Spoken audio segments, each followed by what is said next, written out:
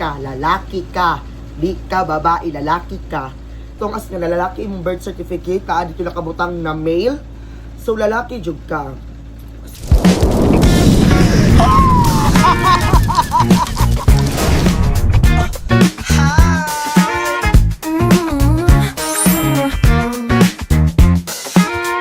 Hey guys, what's up? This is Friendly Reminder. So for today's video guys, nakulbaan ka kaya ano yung microphone, naga-improve na to ang content ha. Dili na magilak-kilak per me. Char lang. So for today's video guys, naalang ko iingon since kinay nag-chat sa ako, nangutan na siya, nga. Friendly reminder, unsay maingon nimo about sa issue ni Sir Jack and ni Aura since part man ka sa LGBTQIA+ community. So, if nakita ninyo tong issue karon nga, grabe pud kaayo ka sensitive na karon about sa mga inana, it's because si Sir Jack, gi-shared post niya ang graduation pic ni Aura with caption nga, her good luck bro.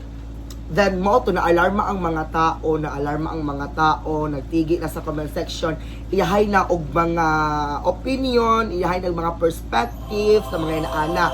So since ako ang maning opinion, gusto na ko siya iingon in a nice way, safest way, kay para walay malain, walay masoko, or siguro na ay malain kung wala ka uyon sa kong opinion, pero ako amang po ni ako lang i-share po sa inyo kasi since namin nangutan na po sa ako and ako na pong igamito lang ako ang platform para maghatag pong opinion sa nahitabo karon nga issue. Char, hoy murag korek ha, kinsa ka?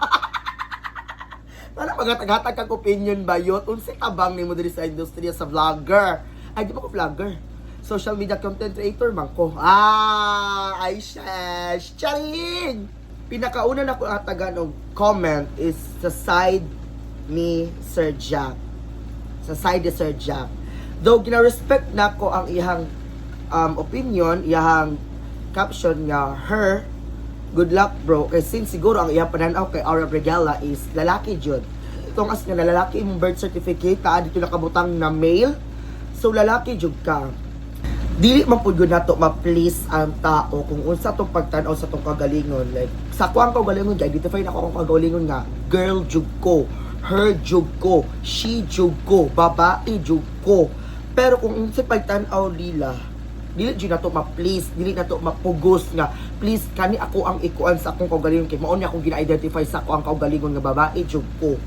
Dili man nato mapugos ang mga tao kay naa man tay kanya-kanyang mga pangunahuna, natay kanya-kanyang decision, natay kanya-kanyang perspective. Actually namo kita ginatawag na respeto, or kung sa English pa, respect. Cha. Effect ka. Bitaw namo kita ginatawag na respeto.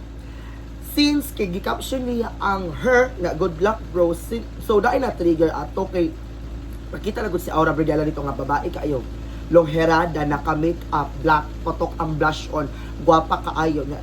In ato ang atake ni Sir Jack, murag gud dili sincere ang iyang pag-congrats, or wala jud siya nag-ingon congrats ato, nag-ingon siya good luck bro, murag naka-insulto magud siya.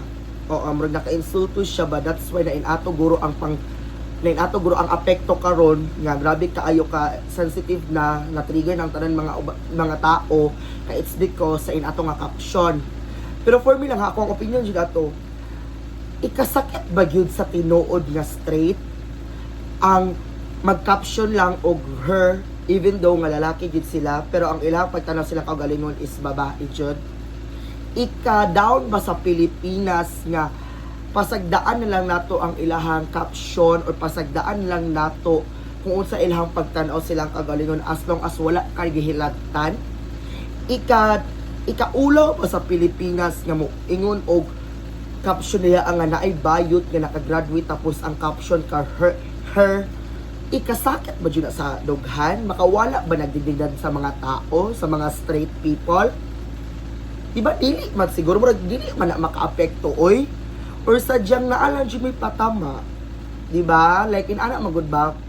And sa mga straight po diha aba, naala ko ihatag na scenario or example. For example, nakita nga trans sa hallway. Tapos wala may communication, wala ka kailan niya, wala siya kailan nimo, wala may conversation, wala jud may connections. Random, stranger. Naglakaw lang sa imong atubangan. Muingon ba ang trans og, hoy sir, tawaga ko og babae kay babae ako pagtanaw sa akong kagalingon, even though nga transgender ko or even though nga trans ko, babae jud akong pagtanaw sa akong kagalingon. Hoy sir, ayaw ko tawagag lalaki ha kay babae jud ko. Muingon ba di ang trans ana? Di ba dili? Kami makakami jud mo rin kong trans. Kani manggod, dili manggod mi manghilabot og dili mi unhan og hilabtan. Di ba? Dili man mi motingog kung wala mi naagrabyado.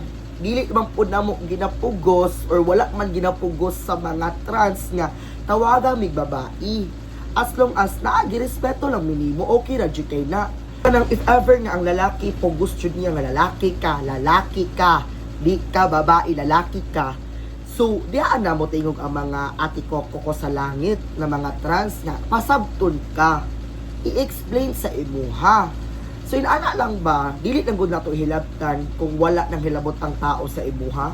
Pwede naman tamo puyo diri sa kalibutan nga hapsay nga bisan pag naay separated nga treatment or naay bias treatment, tama ba? Char. Dili jud na wala jud ay gubot nga may tabo basta di na jud hilabtan. Diba? For me, wala gito'y mali tong caption dito Wala gito'y mali. Kay babae man siya suot. Wapa man siya. Plakado man yung make-up. Sadyang nangita lang dyan siguro bikil si Sir Jack. Char lang ko yun. Basig na yung malain na. Pero maudin akong opinion. Nangita lang dyan siguro siya bikil. Siguro wala siya nag-expect nga inato ang atake sa mga LGBT nga grabe kaayo gi-atake jud siya like isang kabaklaan talaga dayot ang lingkuan sa iya ning dasmag sa iya ha. Daw naman pwedeng ning laban kay Sir Jack pero kanang makaingon na jud ko ba nga pwede ihatag na lang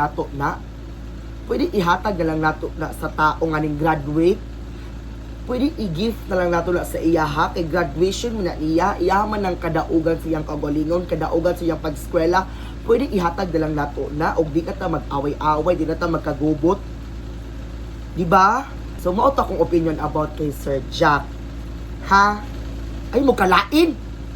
Malain man mura magnatalata lang nga tarong na din ako nag-istorya kay para wala malain, wala mabash. Para dili ta mabash og kapin. China. So, dili na punta sa site sa ko ang mga ate ko sa langit nagasidlak-sidlak sa panganod. Char! Ang LGBTQIA+ community. Ako lang maingon sa ako ang kamembro nga di tama po na itong gibuhat nga dili ta magpadaog-daog. Laban jud ta as long as nata sa tama. As long as kanang wala tay ginaapakan, laban jud ta.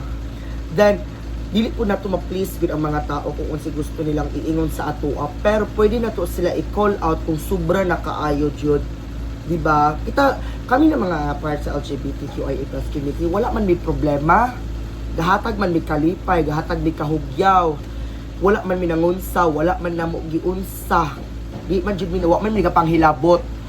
Pero once magud na ay naagrabyado sa amo ang community, sulungon jud sa kabaklaan ug tabangan jud kay mao na kanang murag maunay kanang kuan sa LGBT ba nga grupo sila as one sila magtinabangay ta.